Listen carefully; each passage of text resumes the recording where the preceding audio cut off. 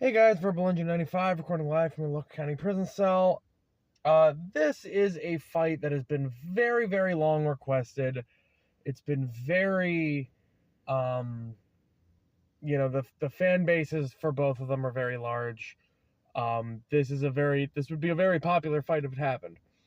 The reason I haven't done it is because both series are very hard to ascertain, like, a lot of scaling from, just because of the games in question. And it's a little like the lore behind them's a little iffy. So I'm gonna try my best here. But this is, I can't see even the name I have to think about, because technically I want to call this William Afton versus Junko Enoshima. You could also call it Springtrap versus Monokuma. You could call it, because both of these characters they're felt through different characters throughout the series, right? They kind of act through different characters throughout the series. So, and not just the ones I mentioned either. So, also, I'm not an expert on either of these two series, so it's a little this is going to be a little difficult for me to do, but I'm going to try my best here. So, William Afton is he's essentially a child murderer, and he built these animatronics that had kind of gone haywire, and they were part of his kids, kind of, children's restaurant, like a Chuck E. Cheese sort of situation. And eventually what had happened was he ended up being trapped inside one of them, where he, quote unquote, died. His body just broke down inside of. But, and I don't know if there's an actual answer given to it, whether it's like a curse or his consciousness or any sort of, just maybe he's not dead, but he continues to function inside this being known as Springtrap. So William Afton already was, as a regular human, was like superhumanly strong, because he was able to like, he had been shown being able to, like, rip people apart with his bare hands and whatnot.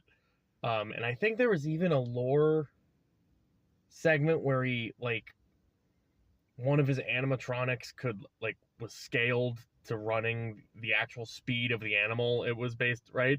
So he, like, could outrun, so he could, like, and he was shown matching it, so, like, he could run like 30 miles an hour or something like that. I'm not sure. But once he got inside Springtrap and became the animatronic, he became an actual just nightmare. I mean, he can bust through walls. He can, again, still tear people limb from limb. He can tear other animatronics apart, and his animatronics are built to be very durable, which is partially why he keeps surviving. He always comes back, as he says. He's survived being basically burned alive. He's survived explosions. He's survived dismemberment. Being trapped inside his own suit, because he wasn't just, like, trapped and he couldn't get out. No, the gears and mechanisms of the suit pierced his body and physically trapped it, like, made him a part of the suit. He, like, the suit was still operating. It was not designed to operate with a person in it, and continued operating with him inside of it. He should have been just like torn to shreds inside of it. He might have been, depending on how you look at it. But he always comes back. He always survives.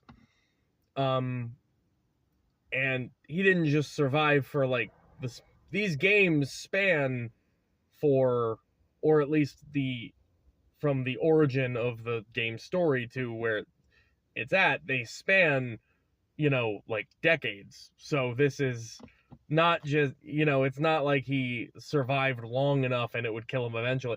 No, he did just kind of have to, well, no, I think he survived decades as himself, and then when he eventually got trapped in the suit, that's less amount of time, but still.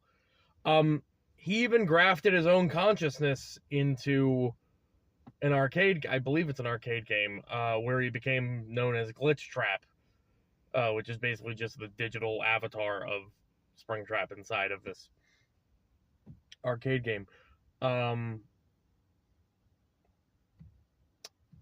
So, yeah, I mean, this guy's a Frankenstein cyborg.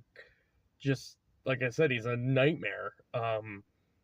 And incredibly deadly. I mean, like I said, he was a serial killer before any of that, and he was a superhuman one at that. So, yeah. Now, this is going to be the frustrating part. Let's get into Junko here. So, Junko Enoshima at first introduces the ultimate fashionista. We find out is one of a set of twin sisters who are both separately known as the Ultimate Despair. Now, what does that mean? Well, they essentially, they are the concept of despair given human form, right? And her twin sister, I believe, dies in, I think, the first game. And so does she, actually, but she is, in the same way, I mentioned that, like, I don't know if I've talked about it on the channel before, but one thing I always like to mention is, like, the Joker as a character is more than just a clown in makeup who's got all this. No, he's the embodiment of chaos and death, and he's the antithesis to everything Batman represents, right? That's what makes him so horrifying. Junko is in that sense the same thing. She is just, like, she's not just, you don't look at her as a girl, you look at her as a force of nature, right? And her accomplishments speak for that. Not only did she organize the killing school life, the killing games, all that, the killing vacation, I believe. All these games where you have the ultimate talents within their respective universe all murdering each other. She also, caused the end of civilization and the end of the planet itself, to the point where, like, the air was too toxic to breathe. And, she caused the end of humanity. She wiped out humanity, and not directly, but through her actions. And, she is, like I said, she is despair incarnate. She lives to make people feel hopelessness, helplessness, panic, fear, just despair. And it took multiple of the ultimate hopes, hope being the opposite of despair, to overcome that. Junko, however, is so maniacal that she views her plans themselves as a game, the same way that everyone else. She is as a part of the game as everyone else is. So she tends to follow her own rules, which was her own undoing in the first two games, because she gave herself she executed herself when she was defeated in the first game, and then she was grafted onto an AI and became this godlike character within a computer simulation that was destroyed by itself due to the rules of the program. Now, she could have overwritten those, but she didn't, because that's how she is. But she didn't just do this like through planning alone.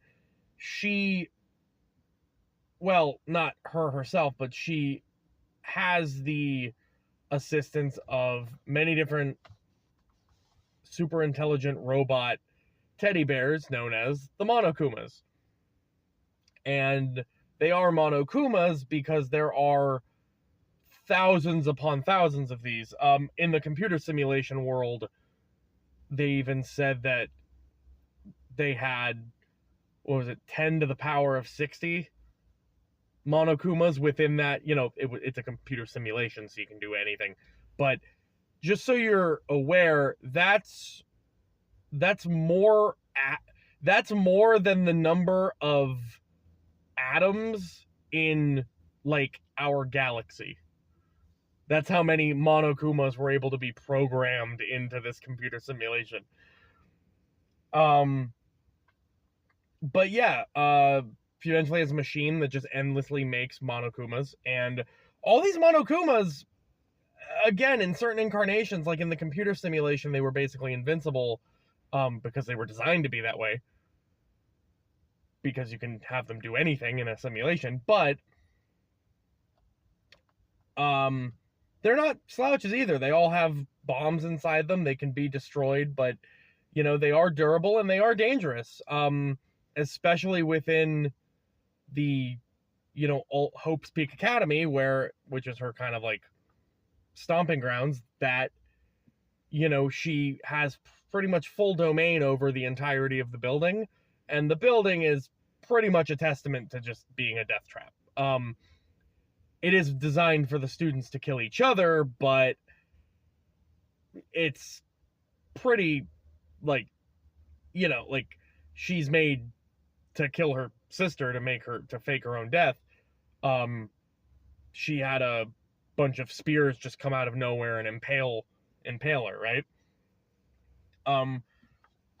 But also, let's not discount Junko herself here. It's not just an army of robots that she has at her disposal. She herself has shown some physical feats. For instance, don't forget, these are the ultimate high school level talents that we're talking about, right?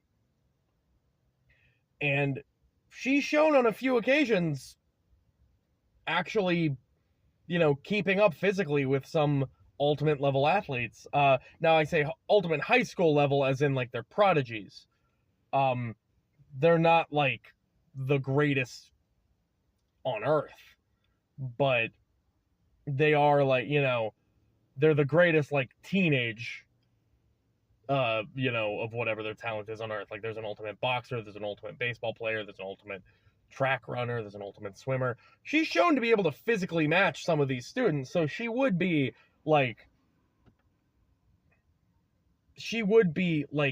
a high level athlete in her own regard in terms of, you know, just her physical prowess. She also has, notably, many different personalities that come through. She is kind of batshit insane. But who do I think wins this? Well, there's a few factors to consider here. It is kind of interesting that both of these characters not only have, like, multiple counterparts, like, you know, there's been multiple different iterations of Monokuma, like the Monocubs and whatnot. There's actually been, I believe, a separate Spring Trap. I think it's Gold Trap or something like that. And then there's also been the AI counterparts, like we've got, you know, AI Junko and Glitch Trap. But physically, William Afton as Spring Trap would just tear Junko limb from limb. She would not survive. It's not a fight between Springtrap and Junko herself, per se. It's Springtrap and the Monokumas. And like I said, the Monokumas, though destructible, they are not weak per se, and there is just an endless supply of them. And not only is there an endless supply of them, there's also, the bombs that are inside them if they are to be destroyed. So that's something to consider. William Afton has to fight off wave after wave of endless Monokumas here. However, there are factors here that I would have to bring up. Junko, even if it's by her own hand, Junko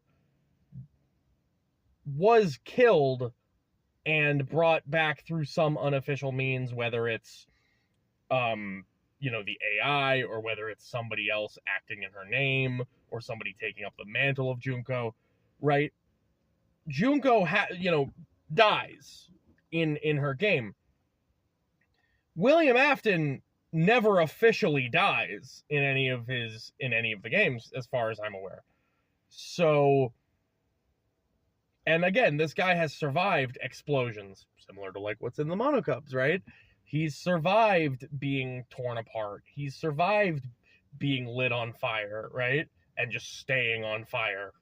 So, are these Monocubs, as not to be taken lightly as they are they going to be able to take out William Afton? I'm not sure. Now,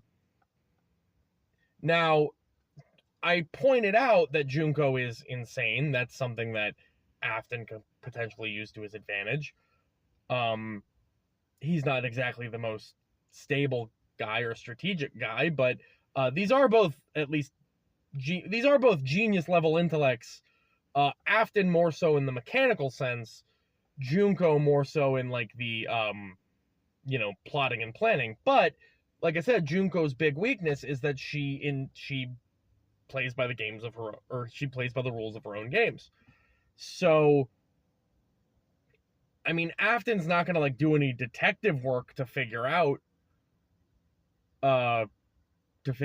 Junko, but Junko, being the ultimate despair, even relishes in her own despair. If she finds out that she is about to die, right, that Afton has killed enough of these, Monokumas and is about to kill her, she would welcome it. She's not gonna, like try to save herself. She would say, she would yell, okay, it's punishment time, and kill me, right? So yeah, I would have to give this to Afton. I mean, there's probably mountains of information I'm leaving off the table here, but this is just based off of what I can do off the top of my head. I think Afton will win. But anyway, Verbal Engine 95, see ya.